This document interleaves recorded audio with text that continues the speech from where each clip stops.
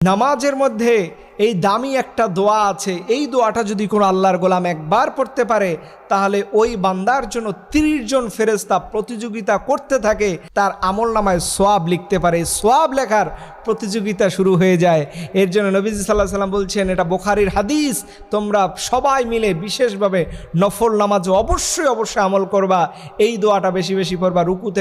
রুকু থেকে ওঠার পরে সামি আল্লাহু লিমান হামিদা বলার পরেই পড়বা রব্বানা ওয়া লাকাল হামদ হামদান কাসীরান তাইয়িবান মুবারাক।